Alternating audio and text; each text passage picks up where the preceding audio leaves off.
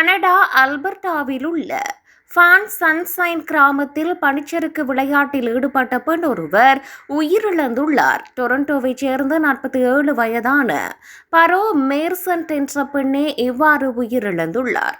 குறித்த விபத்து கடந்த சனிக்கிழமை பிற்பகல் நடந்துள்ளது. குறித்த பெண் ஆழமான பனிக்குள் விழுந்ததை அடுத்து அதை அவதானித்த பனிச்சறுக்கு வீரர்கள் ரெசார்ட் ஊழியர்களுக்கு விரைவாக தகவல் வழங்கினர். இதனையடுத்து பாதுகாப்பு பணியாளர்கள் விரைவாக அந்த இடத்தை அடைந்தனர். எனினும் அவர்களால் குறித்த பெண்ணை சடலமாக மீட்க முடிந்தது. ஆழமான பனியில் மூழ்கியதால் அவர் உயிரிழந்ததாக ரெசார்ட் ஊழியர்கள் தெரிவித்துள்ளனர். இதுபோன்ற விபத்துகள் மிகவும் அரிதானவை எனவும் இந்த சம்பவம் தங்களை கடுமையாக பாதித்துள்ளதாகவும் அவர்கள் கவலை வெளியிட்டுள்ளனர். மரணம் சந்தேகத்திற்குரியது அல்ல எனவும் சரியான காரணம் இன்னும் உறுதிப்படுத்தப்படவில்லை எனவும் போலீசார் தெரிவித்துள்ளனர்.